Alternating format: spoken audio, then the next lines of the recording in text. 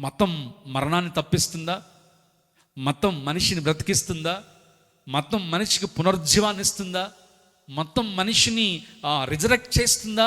మతం మతం మతం అని మత పిచ్చి కలిగిన వారు పరలోక రాజ్యాన్ని ఎన్నటికి కూడా స్వతంత్రించుకోరా లేరు.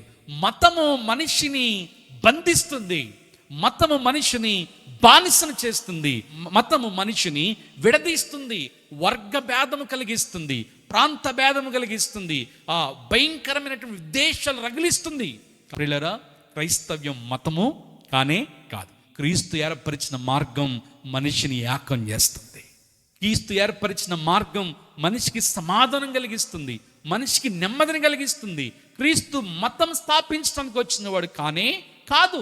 సమాజ మందిరంలో పరిచర్య చేసేటువంటి ఆఫీసర్ అధికారి యాయీరు తనకు తెలుసు, మతము తన కుమార్తెను ఎప్పటికి కూడా బ్రతికించలేదు. ప్రియులారా, క్రైస్తవ్యం మతము కానే చెప్పాలి కానే. మతము నా జీవితానికి ఏమీ ఇవ్వలేదు.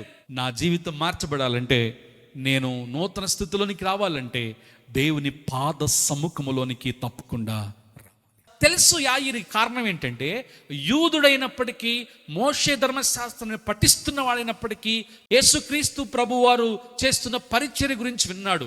రాగానే ప్రభు పాదముల మీద పడ్డాడంట, సాష్టాంగ నమస్కారం చేశాడంట. నా కుమార్తె చచ్చిపోవడానికి స్థితిలో ఉంది. మేబీ ఎప్పుడు చచ్చిపోయిందేమో, లేక కొనూపిరితో ఉందేమో తెలియదు, కానీ యేసు రావాలి, నా కుమార్తె మీద చేతులు ఉంచాలని ఆయన తనను వేడుకున్నట్లుగా మనం చూస్తూ ఉన్నాం. సమాజ మందిరం అనేది మతానికి సాదృశ్యం అయితే, ఆ మతాధికారి వచ్చి యేసుక్రీస్తు ప్రభువుని వేడుకుంటున్న సందర్భాన్ని, ఆ ప్రాముఖ్యమైన స్థితిని మనం ఇక్కడ చూస్తున్నాం. ప్రియులారా, మతం అనే బ్యారియర్ని క్రాస్ చేశాడు, అధికారి అనేటువంటి బ్యారియర్ని క్రాస్ చేశాడు, తనకున్న స్థితిని క్రాస్ చేశాడు, తనకున్న పేరు ప్రఖ్యాతులు విడిచిపెట్టాడు. హౌ డినైడ్ హిమ్సెల్ఫ్, ఎంతగా తను తగ్గించుకున్నాడంటే, జనసమూహం అంతా ఉన్నప్పటికీ ఆ నీడ్ ఏదైతే ఉందో, తనకున్న ఏకైక కుమార్తె చచ్చిపోయింది, that family was hurted, already గాయపరచబడింది, ఆదరణ కావాలి. అక్కడున్న ఇంటి వారందరూ ఏడుస్తున్నారు, రకరకాలుగా పరిహాసిస్తూ ఉన్నారు.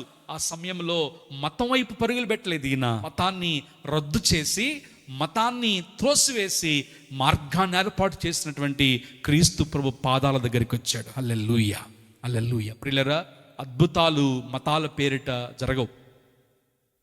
మతం మనకేది ఇవ్వలేదు. మీరే మతం అంటే చెప్పొద్దు మీరు, మాకు మతం లేదు, మేము క్రీస్తుని అనుసరిస్తున్నటువంటి దేవుని బిడ్డలమని చెప్పండి. హల్లెలూయా. ఇది కుటుంబం, ఇది మతం కానే కాదు. దేవుడు ఎఫెసీ పత్రికలు రాశాడు, ఏ తండ్రి చేత ఆయన అంగీకరించిన వారందరము దేవుని కుటుంబం అని పిలువబడుచున్నాము. Hallelujah. We are the family of God. ఆయన తండ్రి, యేసుక్రీస్తు ఏమో మన జాస్త సహోదరుడు. ఆ తర్వాత మనందరం కూడా సహోదరులమై ఉన్నాము. ఇక్కడ గుర్తుపెట్టుకోవాలి ప్రియులారా, మతం అనే పిచ్చులో మీరు ఉండొద్దు. మతం అనే దాన్ని నరనరాల్లో జీర్ణించుకున్నటువంటి అపోస్తులైన పౌలు ఏం చేశాడు?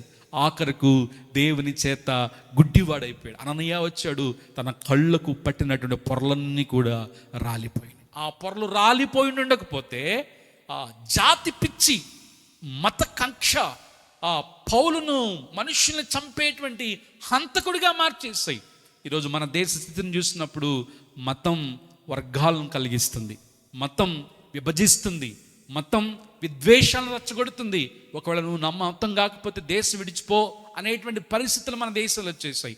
నా మతం కాకపోతే మా అపార్ట్మెంట్లో ఉండొద్దు, రకరకాలుగా చిన్న చూపు చూచి మతం పేరుతో రాజకీయాలు జరుగుతున్నటువంటి దుర్దినాలు మనం ఉన్నాం. గుర్తుపెట్టుకోవాలి, మనం మతస్థులం కాదు, దేవుని మార్గస్థులము. హల్లెలూయా.